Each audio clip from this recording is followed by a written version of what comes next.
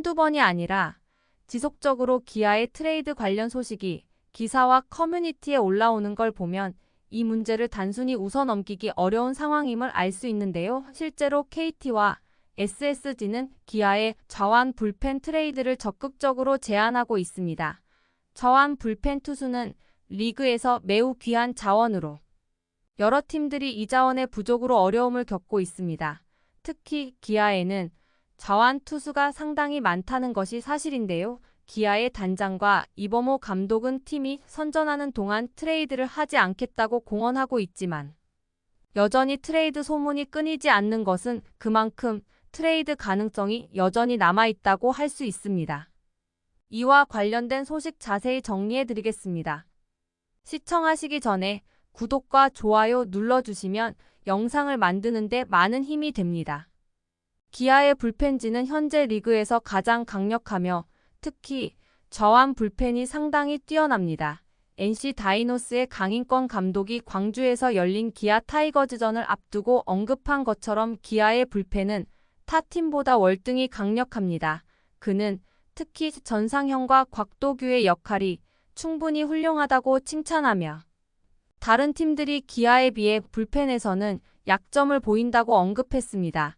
기아는 올해 타격, 선발, 불펜, 백업이 모두 완벽하게 조화를 이루며 리그 최강의 면모를 보이고 있습니다.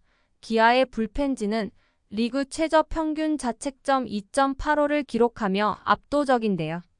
실책이 30개로 리그에서 가장 많은 부분을 차지하고 있음에도 다른 부분들의 강력한 성과가 그 영향을 상쇄하고 있습니다. 통계에 따르면 기아의 불펜이 SSG와 NC를 크게 앞서며 뛰어난 경기력을 보여주고 있다고 하는데요.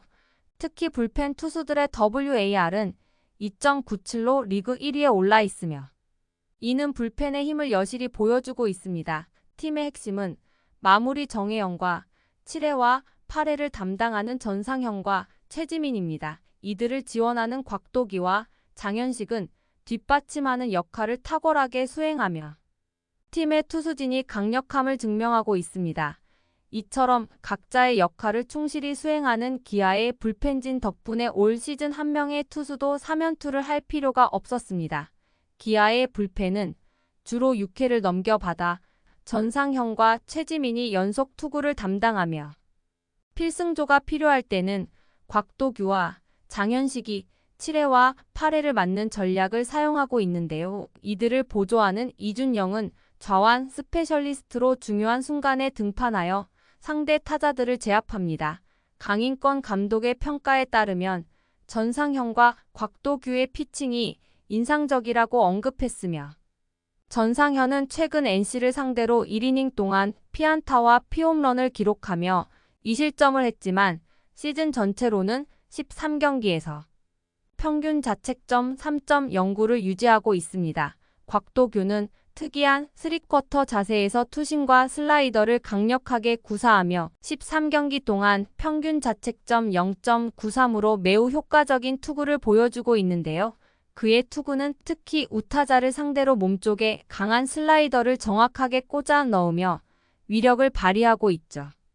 타자들이 곽도규의 독특한 투구 궤적에 상당히 당황하고 있는데요.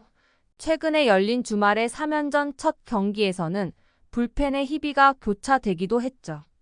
기아의 전상현은 0.2이닝 1실점 홈런을 1개 허용했지만 이준영, 장현식, 최지민, 정혜영이 각각 한 이닝씩 무실점으로 막아내며 경기를 성공적으로 마쳤습니다. 기아의 불펜진에는 곽도규와 장현식 외에도 주목할 만한 투수가 더 있는데 바로 잠수함 투구 스타일의 임기영입니다. 그는 작년에는 불펜 에이스 역할을 수행했으나 올 시즌에는 부상으로 인해 단 2경기만 출전한 후 휴식을 취하고 있습니다. 그의 마지막 등판은 3월 29일 잠실에서 열린 두산 베어스와의 경기였습니다. 19일 퓨처스리그 창원 NC전에서 1이닝 실점 없이 몸을 풀었던 임기영 선수는 21일 경기에서 추가로 점검을 받은 후 1군으로 복귀할 예정입니다. 다음 주 키움과의 원정 3연전에서 복귀전을 치르며 이미 강력한 기아의 불펜진이 더욱 강화될 전망입니다. 리그에서 귀한 자원인 자완 불펜진에 대한 수요가 높아짐에 따라 김대유 선수에 대한 이적 가능성도 지속적으로 언급되고 있는데요.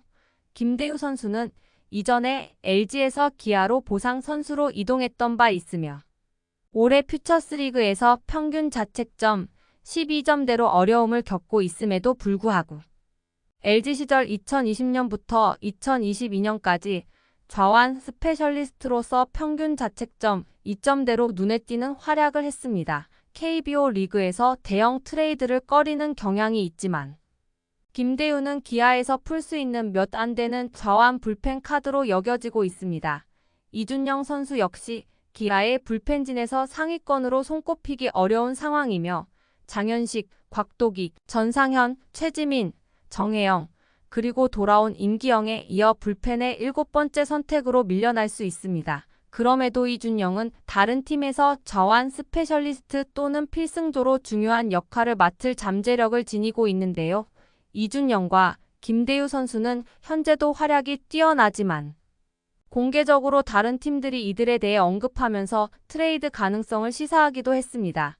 이 두 베테랑 선수가 향후 5년 내 은퇴할 수 있다는 점을 고려할 때 KT, SSG, 두산, 한화 등의 팀에서 유망한 젊은 선수를 영입하는 것은 기아에 상당한 이점을 가져다 줄 수 있습니다. 특히 KT는 트레이드에 적극적인 모습을 보이고 있으며 팀의 당면한 문제인 좌완 불펜 보강을 위해 젊은 유망주를 맞교환하는 방안을 고려하고 있는데요. 이는 단기적으로는 투수진의 공백이 생길 수 있으나 장기적으로 봤을 때 기아의 미래를 위한 효과적인 전략이 될 수 있을 것으로 보입니다.